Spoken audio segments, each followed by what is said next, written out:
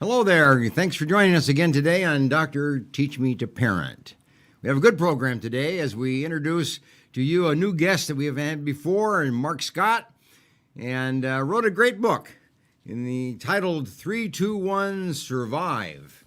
We're going to talk about survival techniques, survival concepts, self-defense.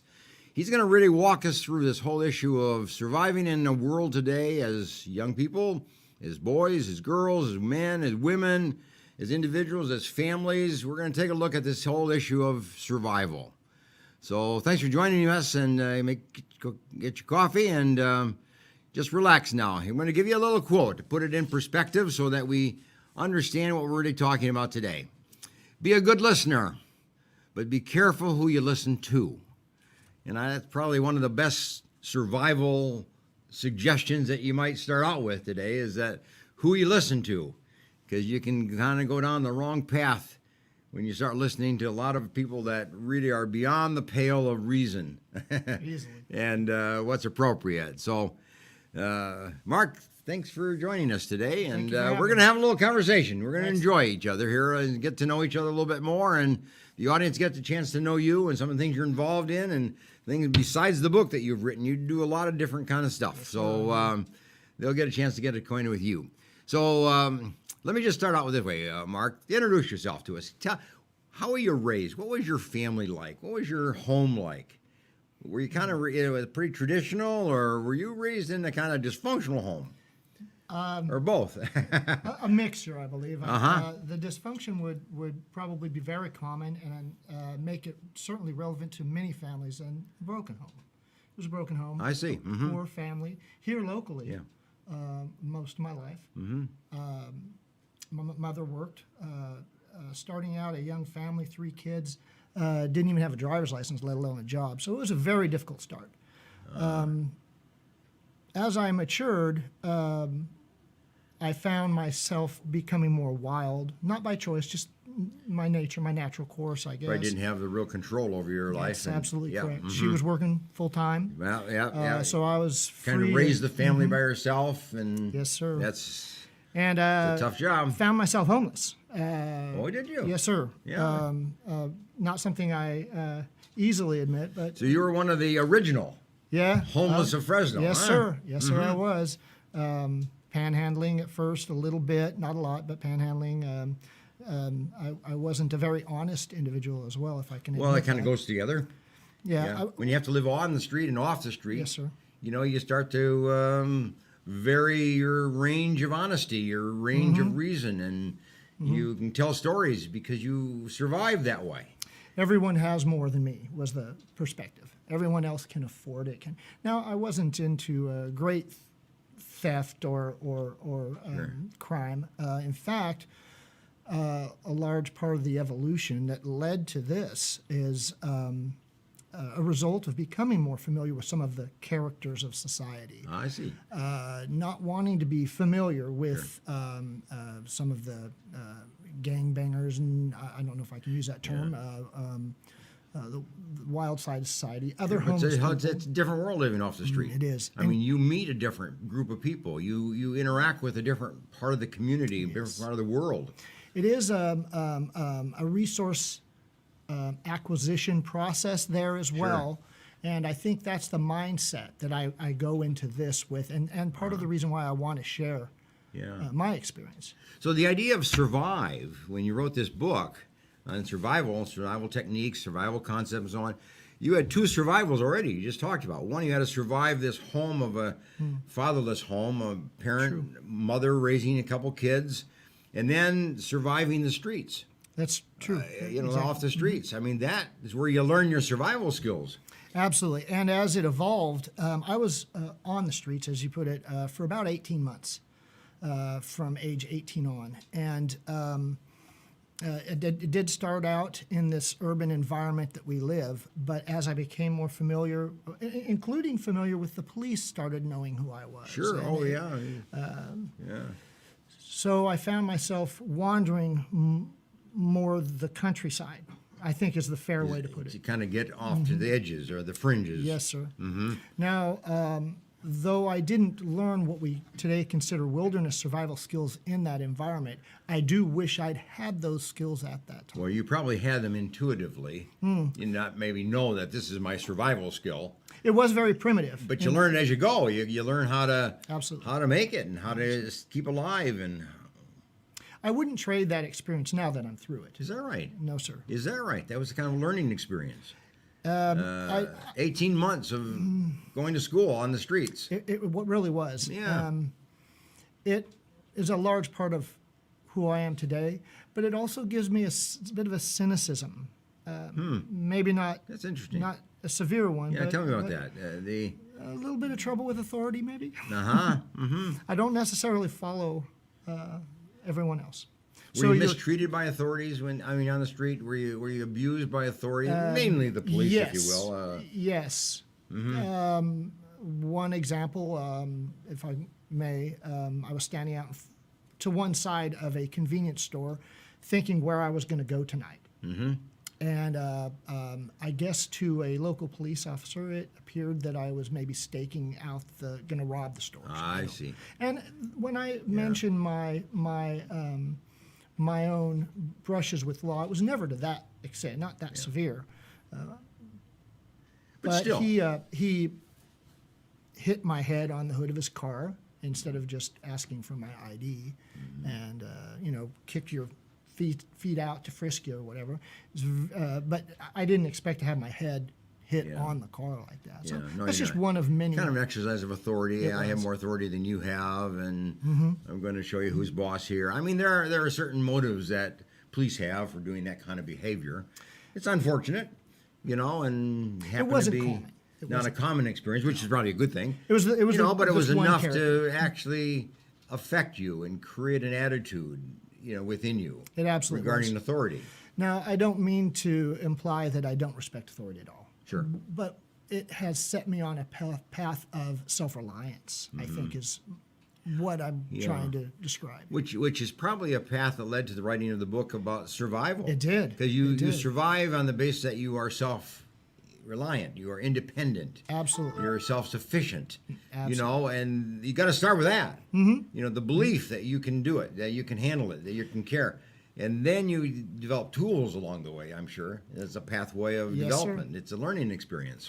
Now, though I don't have any disrespect or don't mean to imply that I don't trust the authority that was my mother, she didn't really have the tools at the time to instill in me that trust. Now, when I say trust, I don't mean that I mistrusted her, but rather that she didn't have what I needed. Yeah. And it often was the case. And, that's maybe true of a lot of mothers and a lot of parents, and especially in terms of a single-parent home. She's got commitments. She got to raise some income so that you kids can be raised. And she got her own priorities. She was a very hardworking and determined person, and my hat's off to her for the many, many years that she raised these 3 kids alone in a tough time. What was the good thing about your mother, though? I mean, there are many good things. Obviously, all parents have good and bad, but... My mother is a very vivacious personality, a very I believe very kind, loving, and vivacious personality. And did that affect you? Did that help you develop that same kind of lifestyle or skill or relationship yes, pattern? sir, absolutely. In fact, I could not take part in something like this here today had it not been for her. Is that right? Yes, she was a professional clown at one point here locally, and so she, of course, would be a very, very well, you talked about her being vivacious. I guess that kind of goes together, doesn't it? And I think without that confidence, given what I've disclosed thus far, you can see how that would have carried me. That's right. And then, so you became more independent yourself. Yes, sir, I did, and am now confident enough to write something that I am eagerly wanting to share. Mm-hmm.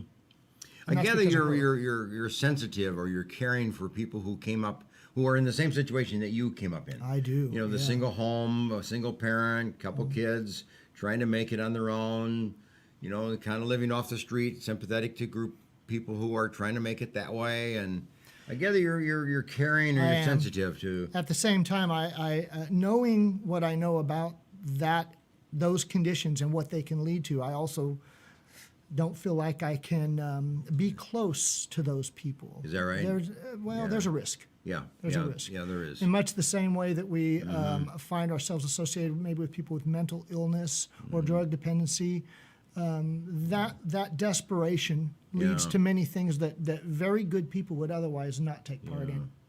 In the same way that you learned from your mother, what did you learn from your street experience? 18 months living on the street. What's one or two things that really you learned in that process that you can say that helped you? I have to tell you that the confidence, the moving forward, and that is actually the quality. One of the great qualities I think that my mother did instill in me was the ability to continue, tenacity. Oh, persist. Go forward. There was a time that I felt that it absolutely could not get any worse. The truth, though, was that if I didn't continue, I guess the option at that point would be ending your own life or something like that. Sure, anyway, sure. I may have been on the very cusp of a change in life at that moment. And it would be my dumb luck, if you will, to make the wrong decision just before you can materialize on it, capitalize on it. Yeah. Yeah. And I attribute that to my early childhood as well. Yeah. My grandfather.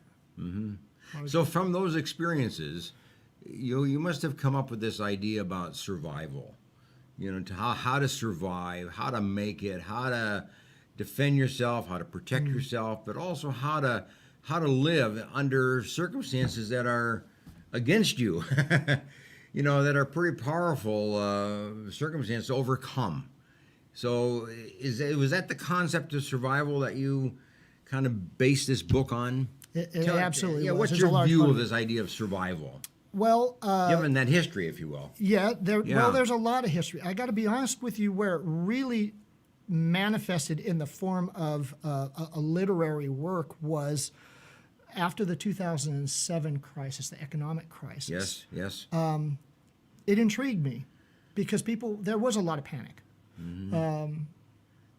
And so I looked at other economies and other societies, not just economic failure, but others as well. Argentina at the time was fresh. This was 2000, 2001. And I read a story, I don't recall the author's name now, but I read a book where he lived through this, and they were using defensive techniques in the home because of intruders. Oh, yes. It was sure. A block or two from a tourist area, and they're fighting for their lives. There was no work. I've heard that too in talking to missionaries who are in different countries in different parts of the world, how much they have to learn how to protect themselves and survive in an environment that is dangerous and It's very primitive. strange. And primitive is a good word, yes. And so I was able to, maybe not uniquely, but I was able to take my experience, that kind of almost a feeling of desperation, that lack, and assimilate the information that I was reading, and really became very attuned to what that environment would. Because it was not that dissimilar to what I was experiencing. So that gave you some of the beginnings of this book. Gave you some Absolutely way to think and a way to organize your world, and I gather it helped you survive then. It did. I mean, It brought did. you up. And as a result, if you look Amazon or other resources, or even just Google survival, the majority of what you're going to find is wilderness survival. And this is what compelled me, in part, to actually put it to the pen to paper, so to speak, because having lived what I lived through, without at that time knowing how to rub two sticks together to make fire, I needed fire in some cases nonetheless. So I realized the lack of complete work, and not that mine is complete by any stretch. There would be volumes, but it's not about just the wilderness. Yeah. It's really, there's an urban side. That's right. And when I read your book, I can really get the idea of, you have to learn how to survive with people. Exactly. You have to learn to survive in a world of interpersonal relationships. Absolutely. It's not only the home, but it's your friends and it's your associates you work with. It's people you meet in the street. It's people you meet in various social settings. I mean, it's a much broader than environment, as you say, the wilderness. So initially I talk about the mindset. And because that mindset allows you to perceive your relationships even differently. So survival has a far less to do, in my mind, with breathing, eating, and drinking water, though that is what we talk about. Well, that's and the that basics. is what That's the basics. Mm-hmm. But we also have to come to the table, one to another, with an understanding that is throughout history, 5,000 years of history, recorded history, where we work together to reach goals. And in the current technology information age, those aren't primitive goals anymore, but the skills nonetheless apply. They're the same. Absolutely. Yeah. I gather really one of the things you have to learn how to talk. You got to learn how to listen. You got to learn how to talk. You got to learn how to interact. You have to learn how to share. You have to learn how to work together. You say come to the table, but that kind of implies, you have to kind of meet people where they are, and they have to meet you where you are, and as a result of that, you build a team, or you build an idea, and then you start working on that. And this is, in fact, where I lack a lot. Having that initial self-reliance, that need. I see. And maybe even a little bit of that mistrust as well of others. I still do need to come to the table, and I'm working on that. That's I think would make my work more complete. It would, because then you start meeting people, you start interacting with people, you start working together with people, you start sharing with people, you start learning from people, and you become a better person. Now, obviously, you develop these skills and you share skills. I mean, it's not just learning; it's giving. It's back and forth. It is, and I do need to listen better. I think we all could. You lived on the street for 18 weeks. I mean, months. Yeah. Is that a kind of coming to the table experience as well, or is everybody just kind of on their own and keep a distance from each other? Or did you find people that you could begin to form a bond with and learn from and share with? And it's a very good question, because it's a mix. As you stated in the quote, you have to be a good listener, but you do have to be careful who you listen to. So a lot of times that first impression is good, and a lot of times that first impression is bad. Yes, it is. A lot of times it depends on where you're coming from. That's right. So there's a high degree of caution. Yeah. I mean, self-defense is being cautious. Exactly. I mean, that's how you defend yourself. And that's the mindset we're talking about. You have to be cautious, and then you develop a sense of trust. Yes. That's a healthy grows relationship over time. to me. That's a healthy relationship. How did you do that? I'm not sure I have yet. I trust very few people to the extent that I would like to, and that's, I think, natural. And, There's some good and to maybe that. Healthy. We can become too trusting too quickly. But we also have to trust enough to allow other people to do what they do well, because we don't have all the answers. I don't have all the answers. Well, that's coming to the table. That's coming to the table, because that's where the answers come. Yes, sir. Everybody has something to contribute. Everybody has something to offer. Something you can learn from everybody. Absolutely. Something. We have to be open-minded, but we also have to have a good, honest level of discernment, which is a gift. Yeah. And I'm not sure that you are your own. I am my own best judge of that ability. When I read your book on Survive, I raised the question to myself, can you survive alone? Is that even possible? Or is survival really dependent upon the team that you build, the relationships you build, the people that you include in your life and allow to come into your life and depend on, and they depend on you? It's interesting that you asked that question, as I've contemplated often myself, and I feel that there are two paths. They can be one, they can come together, and that to me is a level of maturity. I see. So you start at one level. You want to be self-reliant, and then you want to maximize, this is my own perspective, obviously, you want to maximize your abilities and achieve greater goals by sharing and then having others share with you as well. Yes. I mean, I think it's just not a street behavior. I think that's everybody. I think every relationship, whether it's at work or in a home or whatever, it's as you come to the table, to use your word, but as you open up and as you give information and you receive information and you interact with each other and you learn from each other, and now you develop kind of a team. You're not alone. You may start that way, but you're really not alone. You have people who are in place who are there to be when you need it. And you're growing in a way as well, at least I have found, as I am opening up to other people more and more each passing year, I'm growing in a way that I did not intend, a good way. Well, you never know. You start out. I mean, you lived on the street for 18 months. You didn't know where you were going next.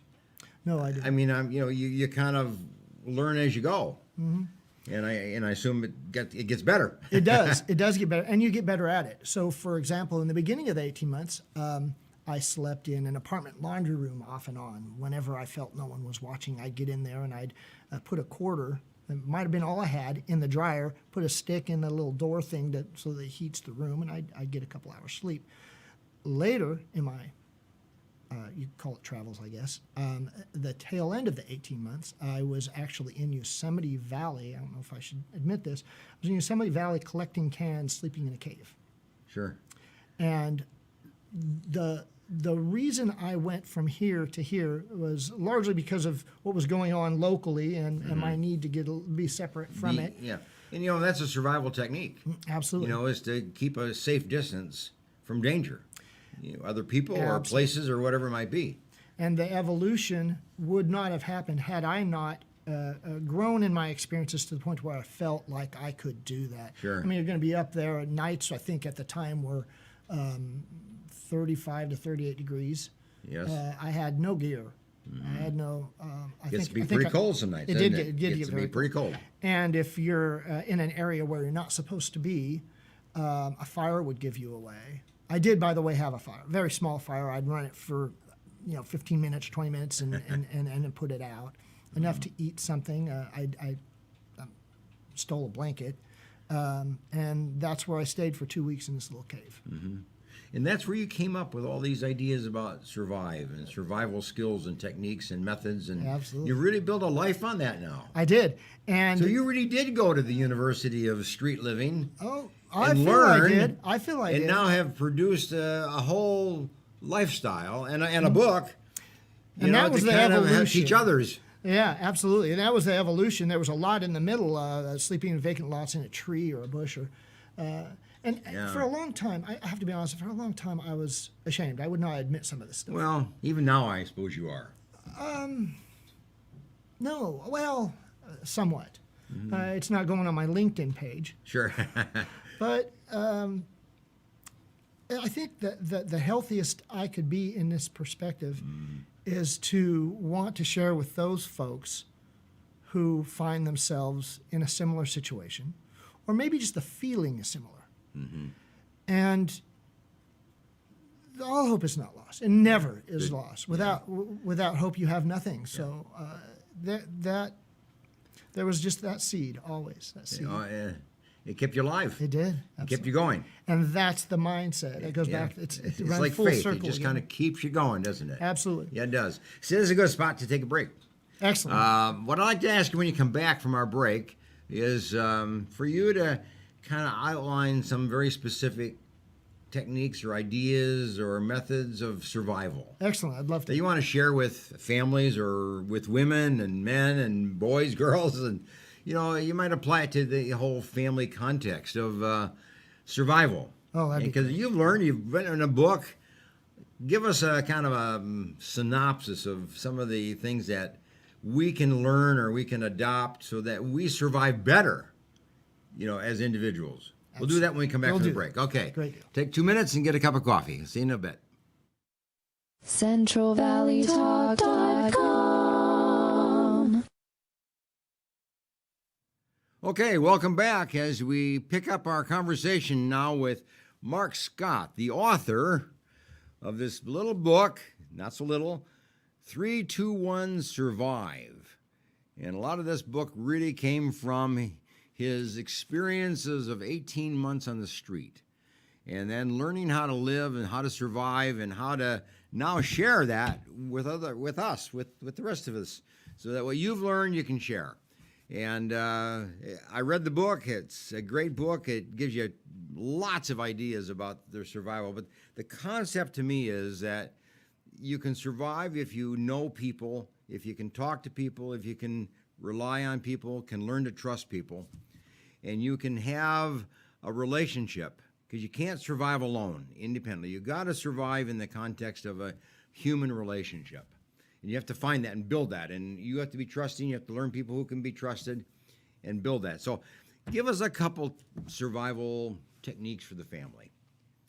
The most useful one is changing the mindset to focus on here and now.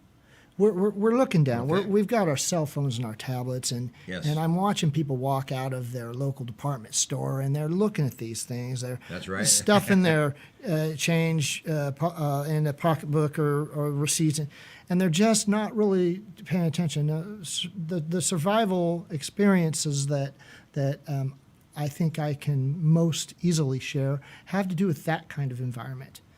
Be in the present. In the present, Be in the aware. here and now. And you should be that way in your relationships as well. And I think I like that. that's really kind of what we all can benefit from the most. Yeah, yeah.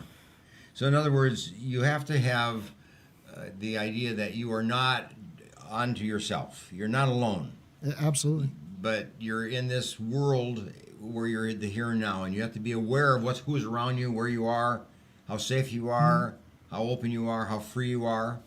Now, I'll take that a step further. We'll take that same example of the Yes. department store. As you're leaving the department store, before you hit that door, you should have your business concluded. Your change, if you use cash, should be in your wallet. Your wallet should be in your pocket. If you're a woman shopping, you should have your pocketbook, the receipt, the change concluded before you hit that door. As you hit that door, you should be looking through the glass, and you should be looking around. As you exit the store, you should be aware of any scent. Is there a gas leak? Is there a commotion? Who's standing around near the exit of the store? Now, this is not the kind of survival technique that we've become familiar with No. in that genre, but I think the first great step towards that mindset is that awareness. Yeah, I think even getting into a car. You should be ready to get in the car, shut the door, and start and go, and not Sir. just sit there and then put things in your purse or adjust this and sit there for 3 or 4 minutes and then go. You're vulnerable. I'd like to say that the most important skill that I've learned is to rub two sticks together and make fire, but in all honesty, that's not the most useful. The preparedness, the awareness go hand in hand.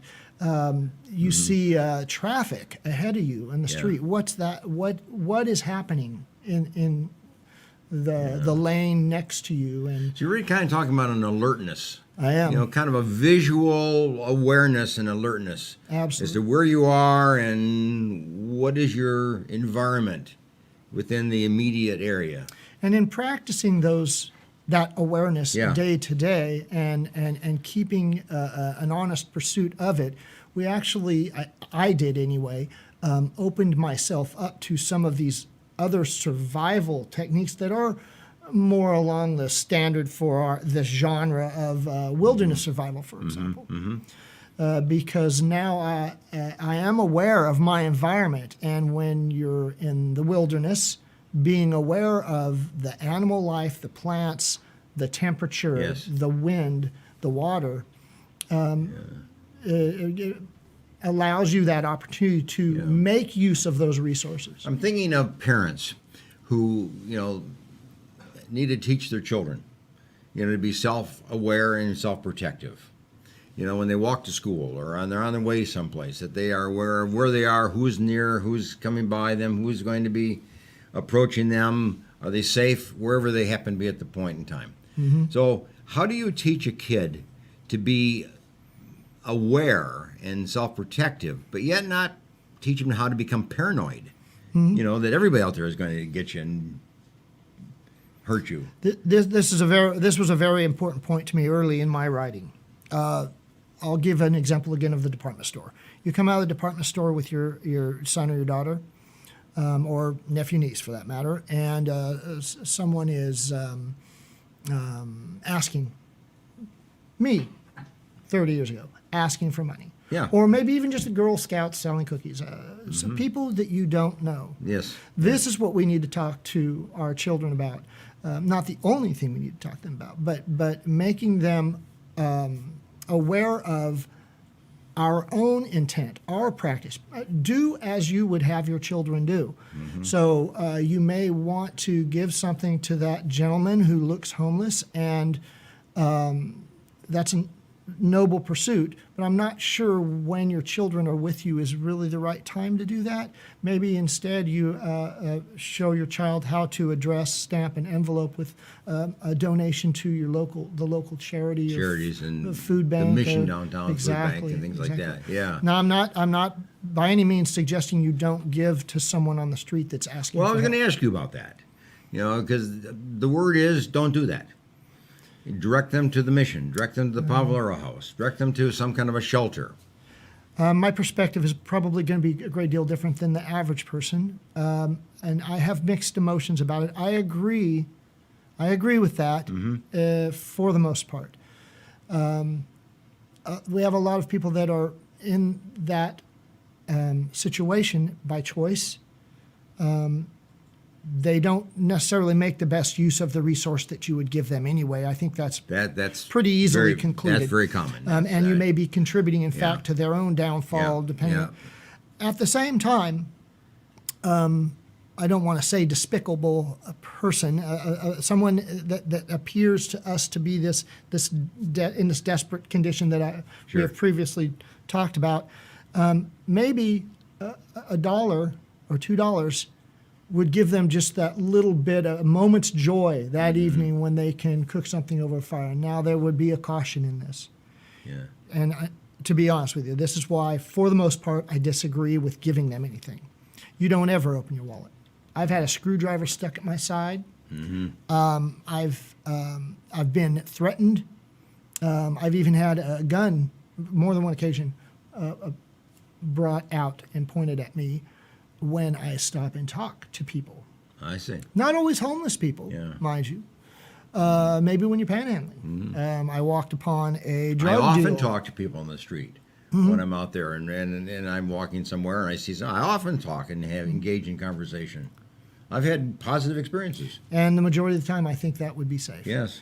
But with regards to the homeless and giving to the homeless, at the very least, you should be cautious. You should be aware. Again, you're aware of your surrounding.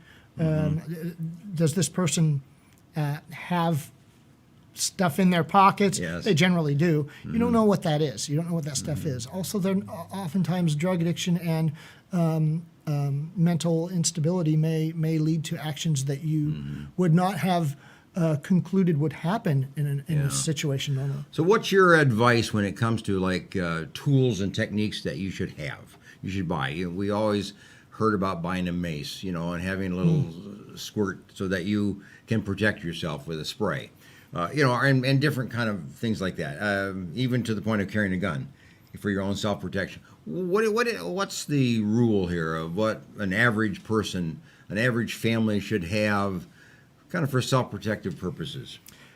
Well, I would not profess to be an expert in the field of security. Personal security is really in my opinion, a very personal thing. Are you well qualified to use what you have? All right. Would be the first, Good idea. point. Not finding yourself in a situation of crisis was probably the best method. Avoid the crisis avoid situation. the crisis. I'll just start. Don't even get into one.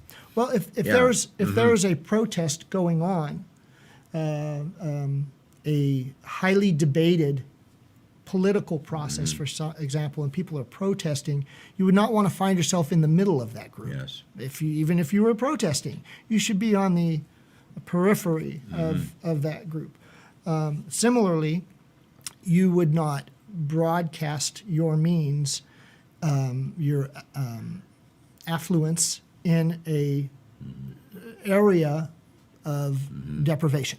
I see. Then you become the target. Yeah, Then you become somebody that somebody will envy and yes, take advantage of. And I talk about that in the second chapter as well.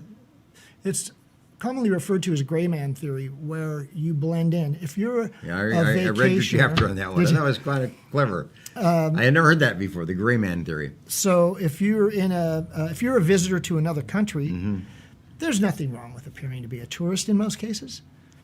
But if that country became unstable or something was happening at that time and you found, you might want to blend in. You, in your own country, if you were at a event and that event was targeted by somebody that was, whether politically or otherwise motivated to attack a group, having a gray sweatshirt and blue jeans you would not be the target in their crosshairs as easily as the guy wearing the bright blue shirt with the orange swoosh. I lived on. 5 years in another country. Oh, So I have a little sensitivity to being aware of what's kind of acceptable and what is the norm to kind of fit within that so you don't stand out.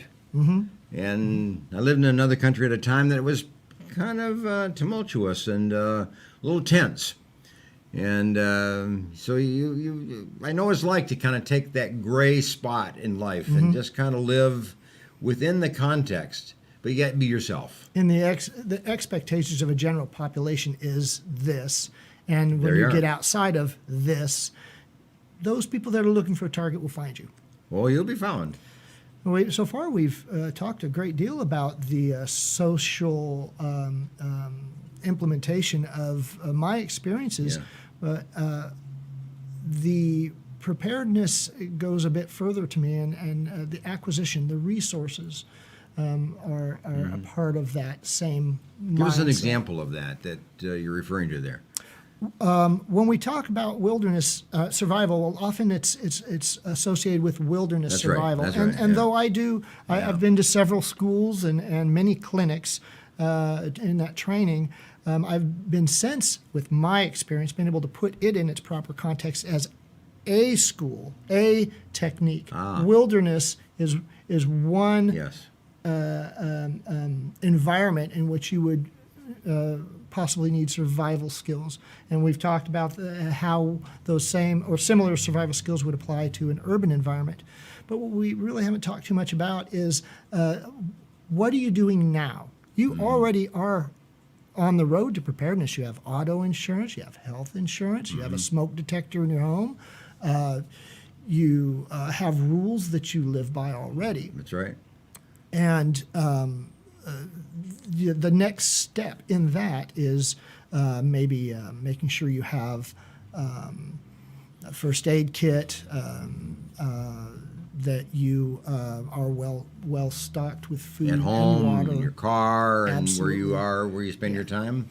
There is a rule of urgency that I'd like to share. It's rule of threes is also what it's called. Yes. You can survive on average 3 minutes without oxygen, Yes. 3 hours without shelter in an extreme environment, Yes.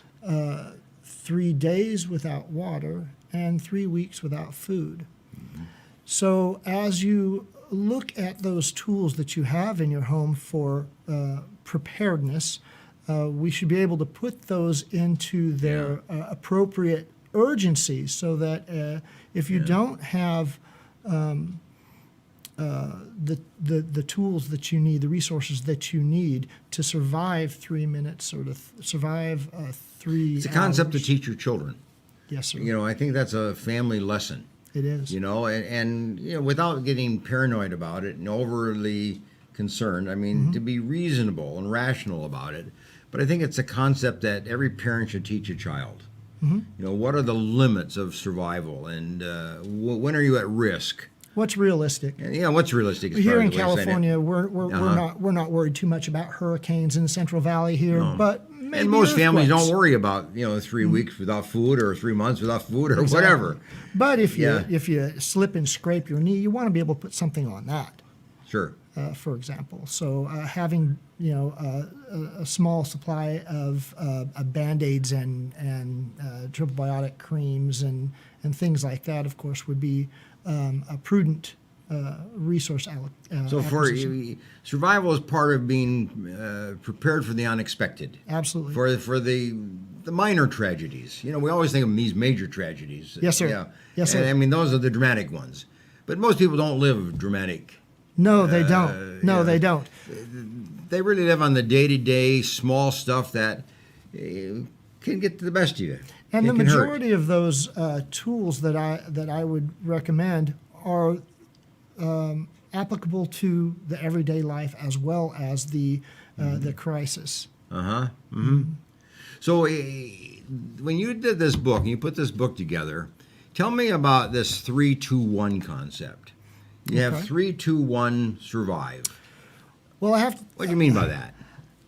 I had a predisposition to use the title as unappealing as the name actually was to me. A little clever, actually. Oh, was it? Yeah. 3-2-1 has a dual role in sharing and communicating. The first of which I'm trying to illustrate with the title that you can't wait until something happens. Mm-hmm.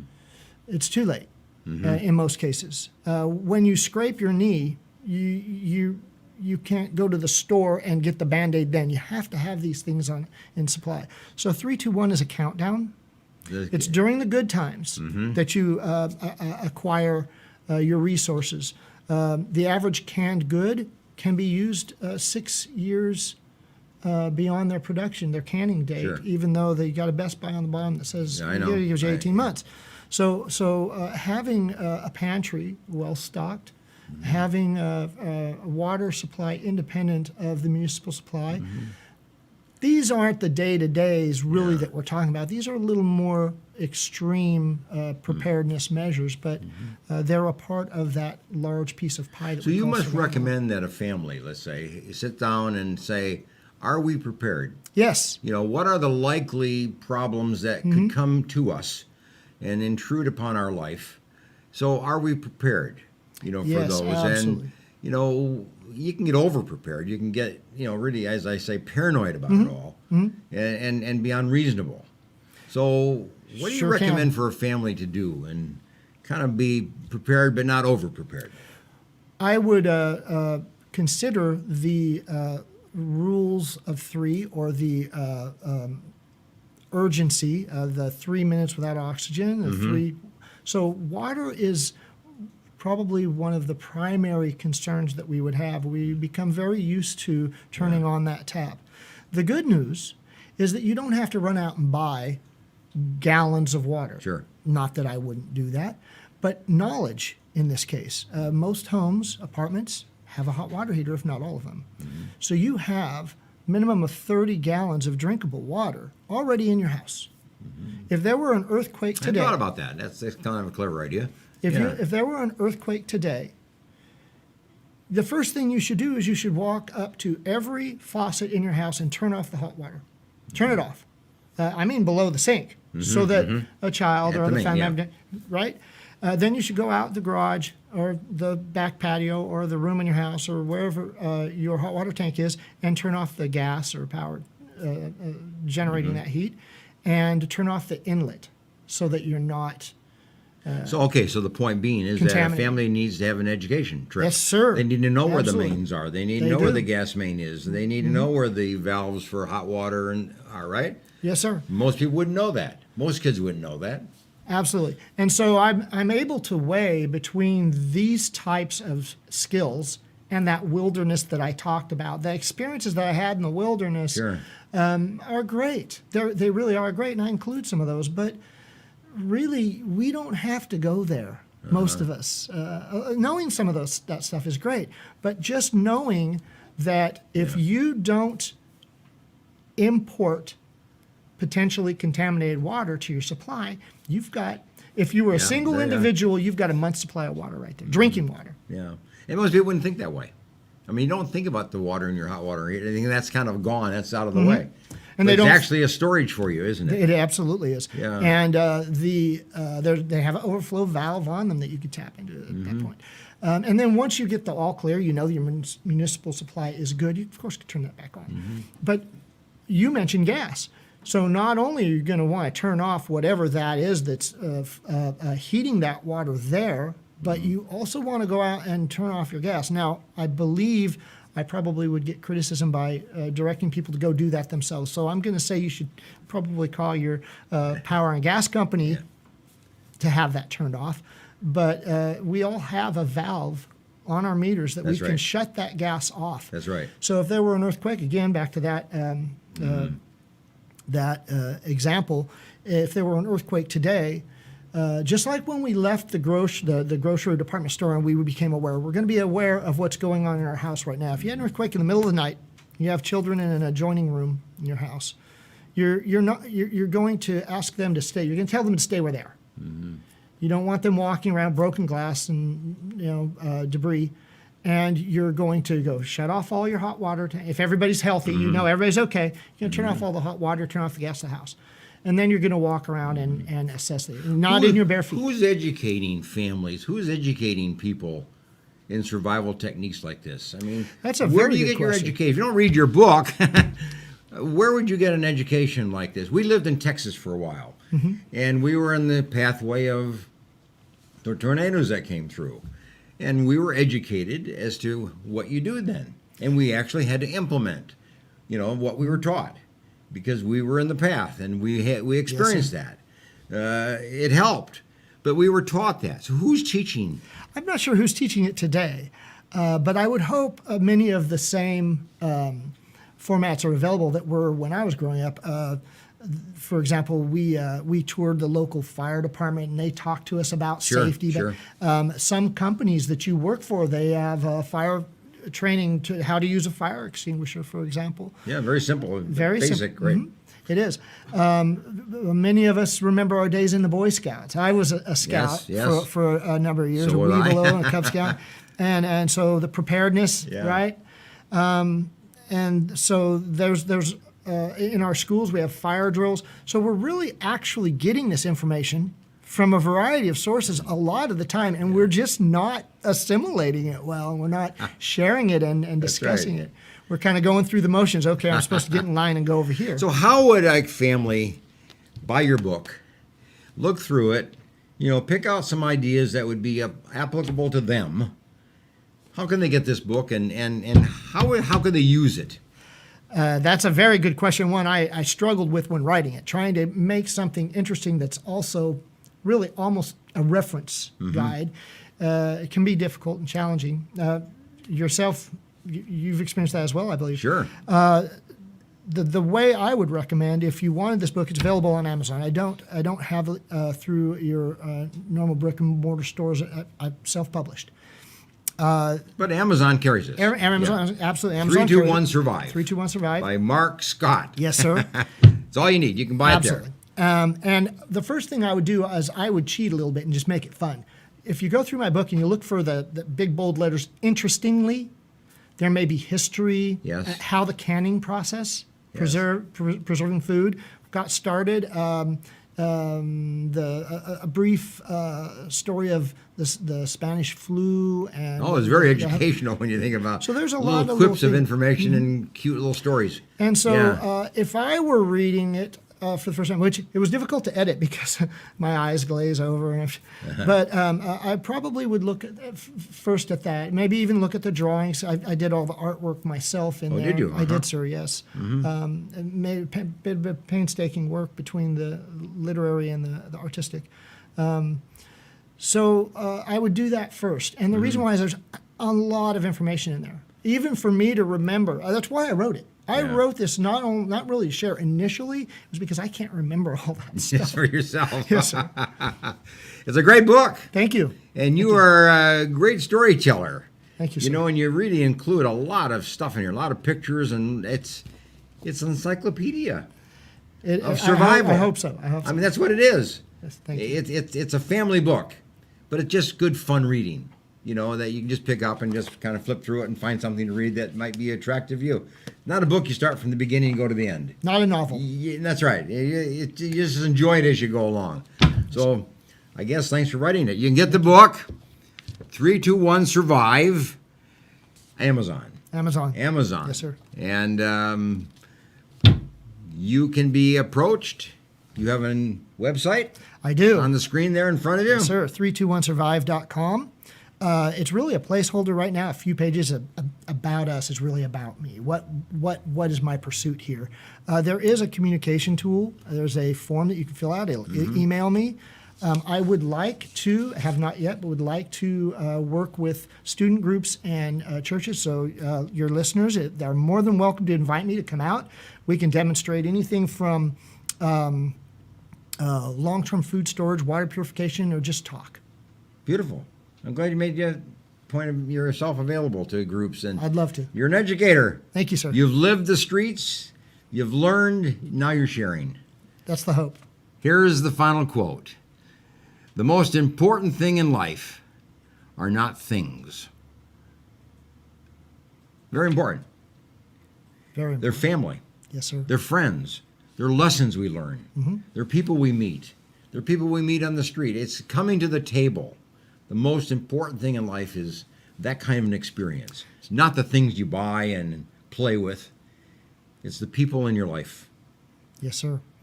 Absolutely. Thanks for joining us. See you next week. Dr. Teach Me to Parent. Bye for now. Thank you.